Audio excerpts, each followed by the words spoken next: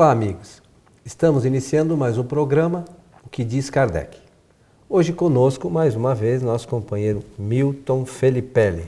Como está, Milton? Estou bem, estou pronto aqui para o nosso trabalho. O que diz Kardec sobre... Hoje... Nosso abraço fraterno a todos.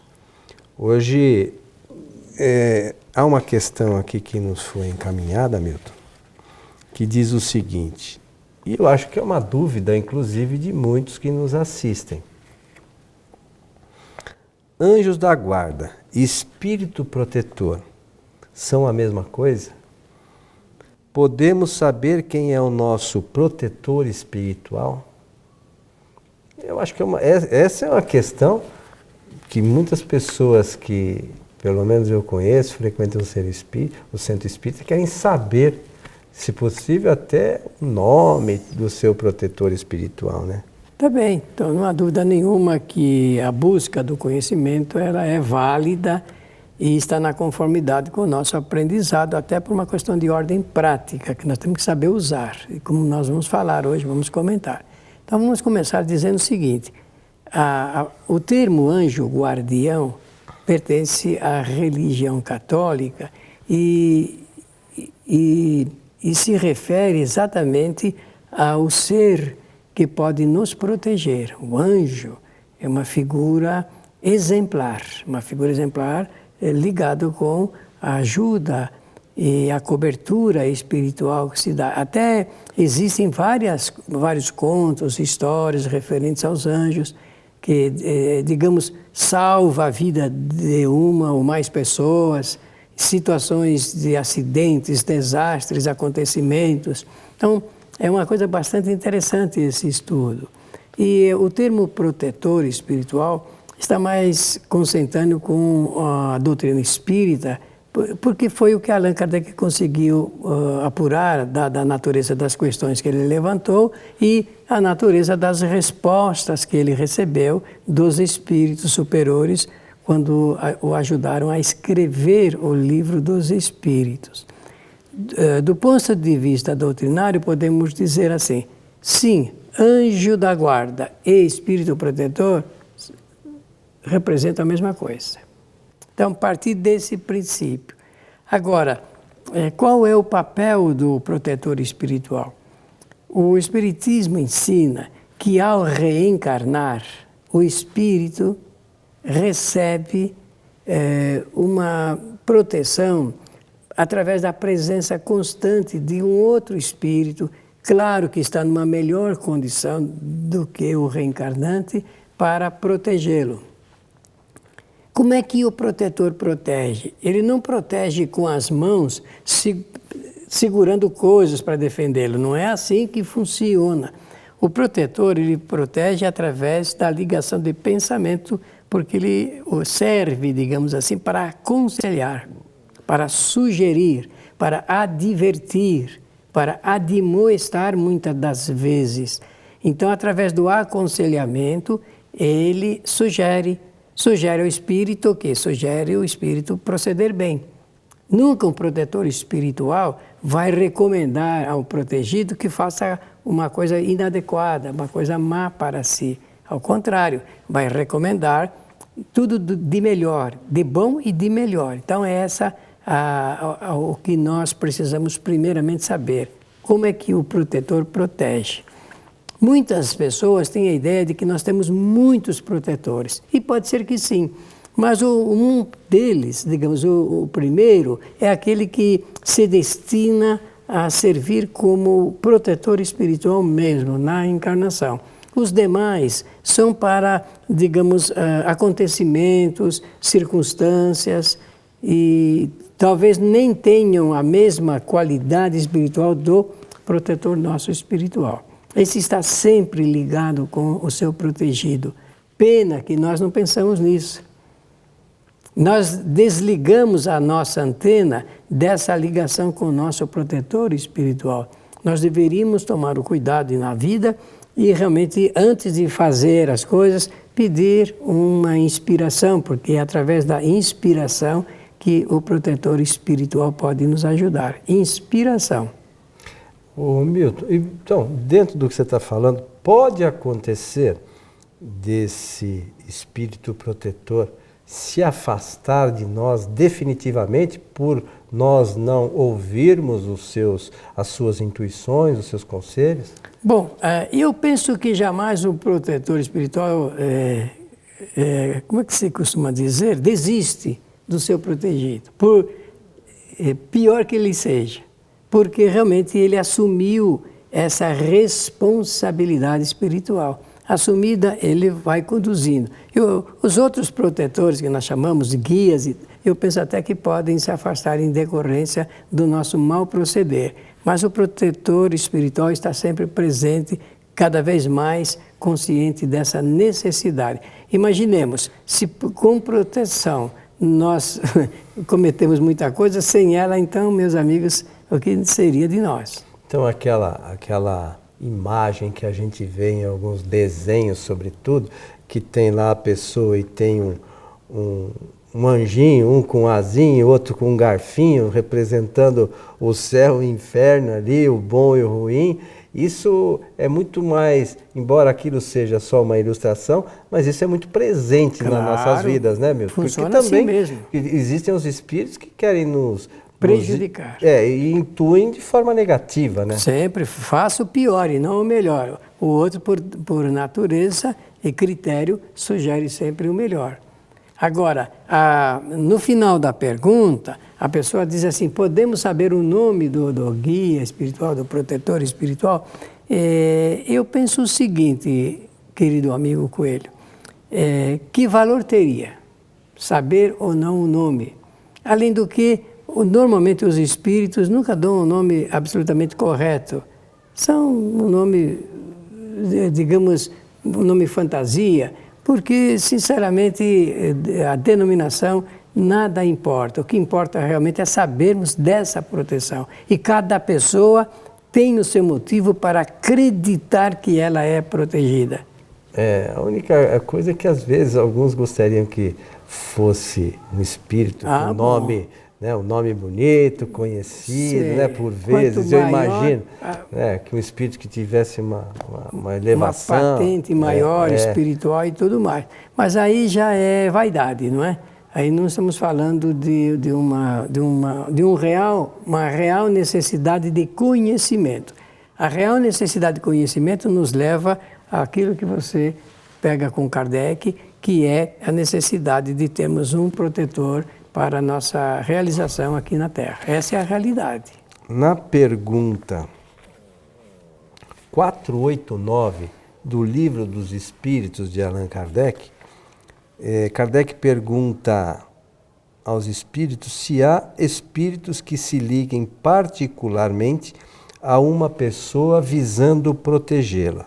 E os espíritos dizem que sim, o irmão espiritual. E é o que chamais de bom espírito, bom gênio, seja lá o que for, né, a denominação que se dê. Então existe realmente esse espírito que se liga, cada um de nós tem lá um que se ligue a ele, né, para ajudá-lo na sua encarnação. E por vezes acompanha até depois da encarnação, né, Milton? Tem alguns espíritos que realmente acompanham um certo tempo depois da desencarnação.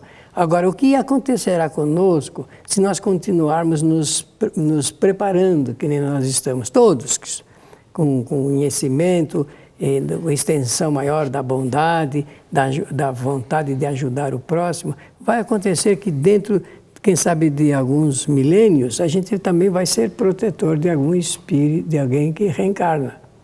É muito provável, né? A ordem é o que sabe mais ajuda o que sabe menos, né? Se tivermos numa condição evolutiva assim mais adiantada, no nível, por exemplo, de espíritos bons, poderemos, quem sabe, no futuro breve... Bom, eu exagerei, falei milênios, mas pode encurtar, claro. Mas esses espíritos podem auxiliar espíritos como nós ainda, que são espíritos imperfeitos, né, meu? E que estamos buscando, pelo menos, um conhecimento novo para servir como focalizador de luz na estrada da nossa vida, não é? Tem uma outra questão aqui, que é a 493 do Livro dos Espíritos, que Kardec pergunta: a missão do espírito protetor é voluntária ou obrigatória? Interessante, né? O espírito é obrigado a velar por vós porque aceitou essa tarefa. Entretanto, tem o direito de escolher os que lhe são simpáticos. Para uns é um prazer, para outros uma missão ou um dever. É interessante também isso, né? Claro. Existe uma outra questão que aqui diz o seguinte: o espírito protetor está fatalmente ligado ao ser que lhe é confiado? Acontece com frequência, essa é a resposta, que certos espíritos deixem a sua posição a fim de desempenharem diversas missões, mas então dá-se uma substituição. Então pode acontecer que no decorrer de uma encarnação, por uma outra missão que esse espírito, que hoje é o nosso espírito protetor, venha a ter, que ele seja substituído por um outro.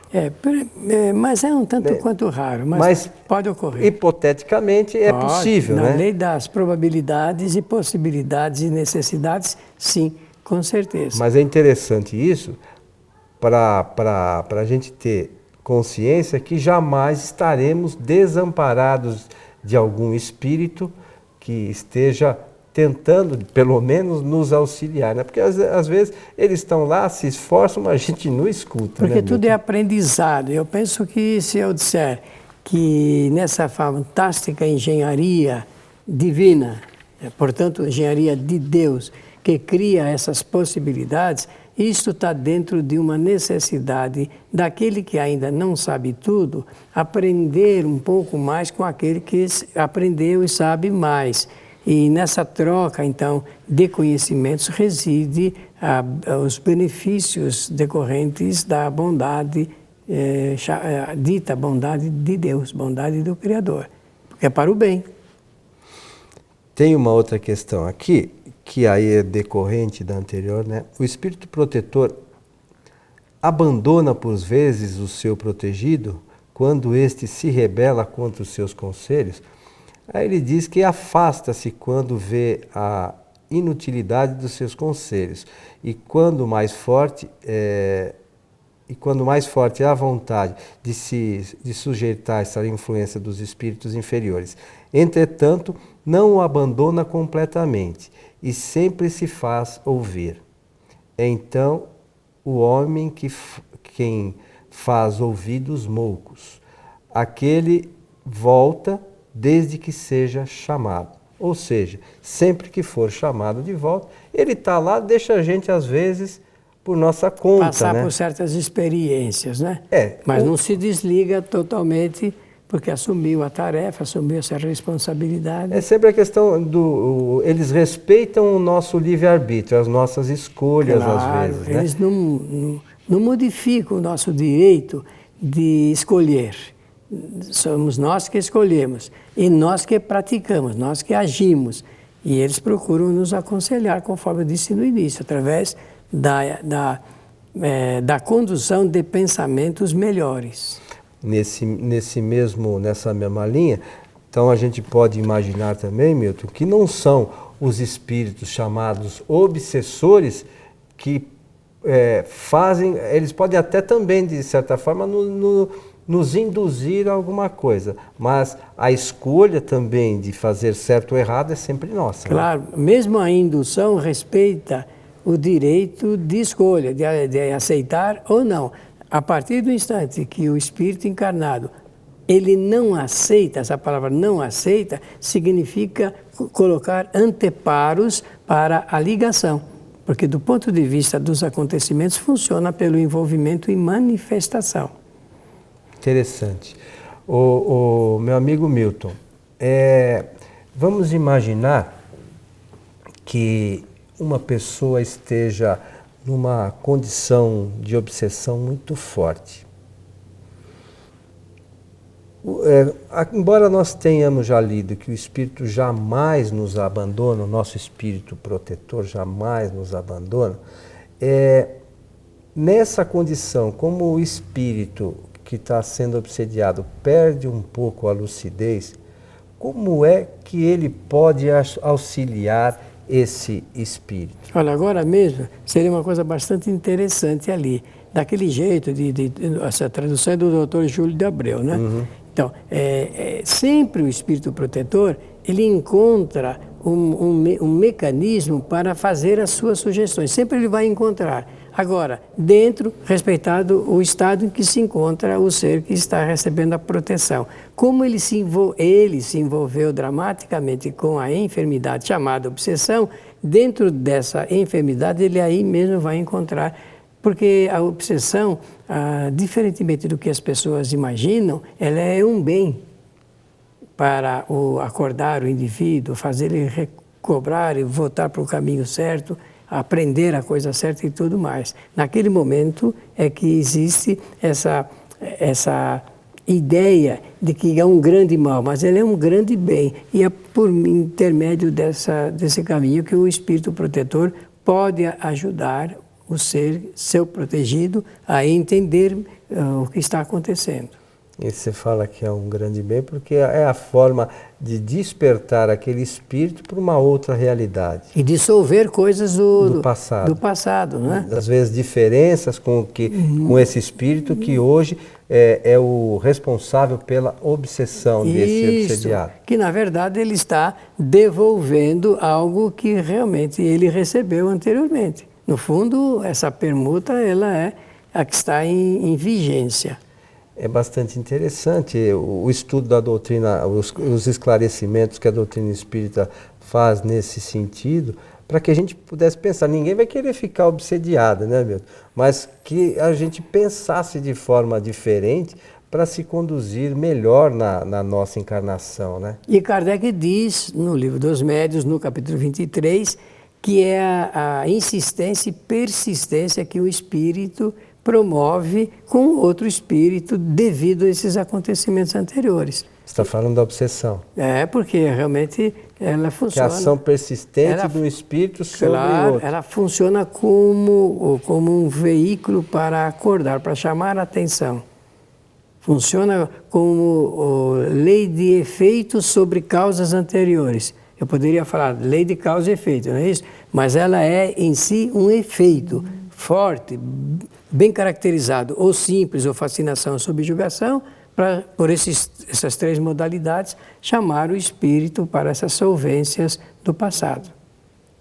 E temos que pensar bastante e refletir sobre tudo isso. Existe aquela que é individual, existe aquela que é pequenos grupos, existe até muitos grupos, muitas multidões, digamos assim. Segundo os livros de Kardec, no período em que Jesus estava encarnado, houve uma epidemia Ele chama de epidemia. Espíritos obsessores naquela região, né? Que são subjugados.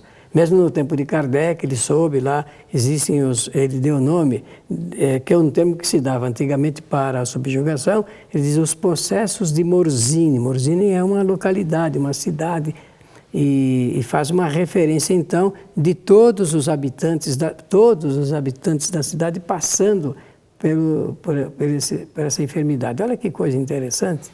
Quem quiser ler sobre os possessos de Morzine, consulte a Revista Espírita, né? Na Revista Espírita tem os relatos desse ocorrido, né? Isso mesmo. Lá naquele período e outros diversos, né, do mesmo gênero, né? Milton? Isso mesmo. A Kardec fez um extrato, sabe, que aqui no Brasil foi publicado pela editora O Clarim, da cidade de Matão, e deu o nome de A Obsessão. São estudos de Kardec, é um livro publicado sob esse nome que é extraído do que contém a Revista Espírita. Porque às vezes a pessoa tem dificuldade de ler dentro da coleção, então pode obter esse livro para ter uma ideia do que é uma obsessão coletiva e de realmente coisas bastante interessantes, coisas que vale a pena a gente tomar conhecimento e que pode acontecer quando um grande grupo entra em estado de fascinação. Interessante, E né? subjugação. Então o Clarim fez esse... Foi Kardec que publicou Foi esse... Kardec que publicou no tempo dele e foi traduzido, eu tenho a impressão que foi traduzido pelo Wallace Leal Valentim Rodrigues e publicado pela revista O Clarim, pela editora O Clarim. Chama-se então Obsessão. Obsessão. Interessante para aqueles que gostam de estudar um pouquinho essa questão, Muito né? bom, muito bom. É um material precioso. A Revista Espírita, é tudo da Revista Espírita, né? Está tudo extraído lá. Da Revista Espírita. Meu amigo Milton, estamos chegando ao final de mais um programa, O que diz Kardec. Aí o que ele diz é que nós devemos estudar e pela atenção agradecer e dar o braço fraterno a todos os nossos amigos e espectadores. Então, mas o Kardec diz que nós devemos estudar. Estudar. E que possamos estudar. E nós aqui esperamos você em nosso próximo programa. Até lá.